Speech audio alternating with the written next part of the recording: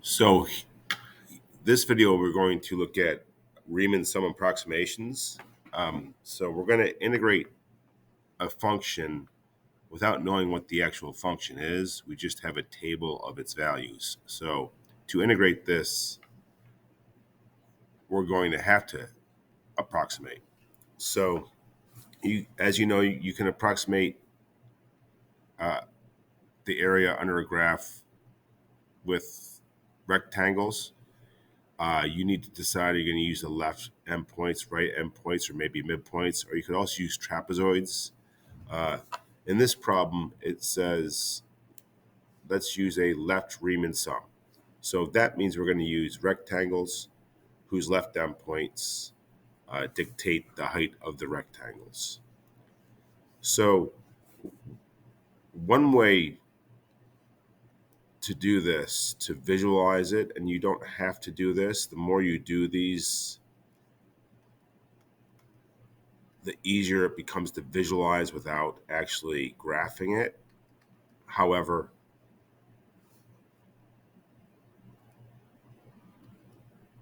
and it doesn't have to be exact. However, some students like to graph it every single time. So I'm looking at the chart here. I see the values of x are 2, 4, 6, 8, 10. At 2, we're at 4. Usually I don't usually bother with the y-axis. I'll just write my heights. It doesn't really matter. It's not going to affect your calculations.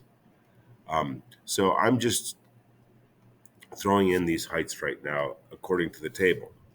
So if I want to use a left Riemann sum, I'm going to use the left points of all these intervals to make the rectangles. In other words, for the first rectangle, I'm going to use the height at 2 to make the rectangle. So the height of this rectangle would be 4, that means. If I was using right endpoints, I'd have to use the 3. So the next rectangle, the height is 3. Now you can see it's not to scale, but it doesn't matter. So the first rectangle is a 2 by 4 because all the widths are always 2 here. They don't have to be the same, but in this case they are. The next rectangle, it's a 2 by 3. The next rectangle with its left endpoint is a 2 by 5, and so on. The last rectangle is a 2 by 3. You see how on the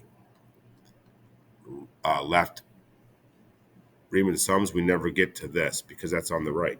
So it would be opposite for using right Riemann sums. We'd never use that 4. So anyhow, here you go. You got the areas. Add them together.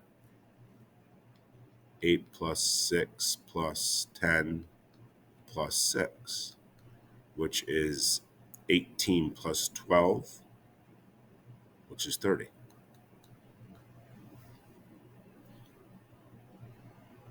So that's it.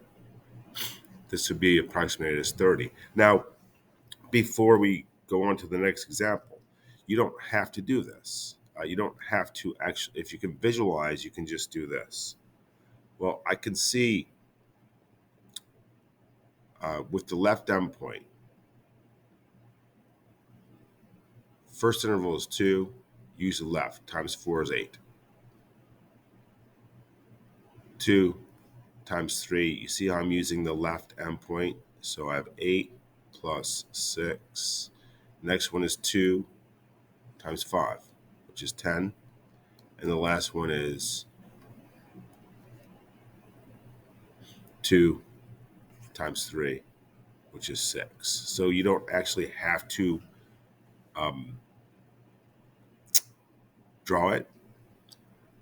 Better yet, if all the intervals are an equal length, like 2, you could just say, I'm going to factor out the 2. So I know all their widths are 2 and just add their heights. Since I'm using left endpoints, their heights are 4 plus 3 is 7, plus 5 is 12, plus 3 is 15. So this is 2 times 15, which is 30. So it doesn't matter how you get the result of 30, just get it. So I'm going to use the Same example.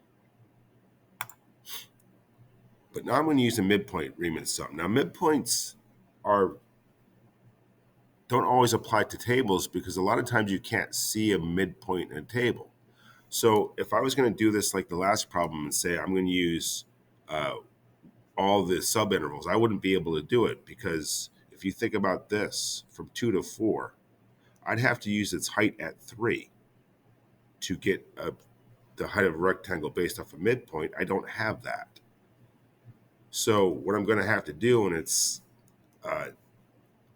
says so in the question, is we're going to use a midpoint Riemann sum using only 2 subintervals, which means I'm going to go from 2 to 6 as my first interval, and then 6 to 10 as my second interval. Well, that makes sense with midpoints because I'm going to have to use the midpoint of each interval. There's the midpoints.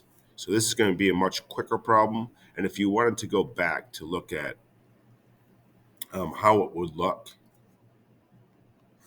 as a graph without redrawing everything, the graph doesn't change. The only thing that changes are now I'm separating it into 2 subintervals, and the heights are based off the midpoints. So this one would be a height of 3, but now it's 4 by 3. And the second one would have a height of 3 because that's where the midpoint height is, and that would be 4 by 3. So this looks like it's going to be 12 plus 12, which is 24.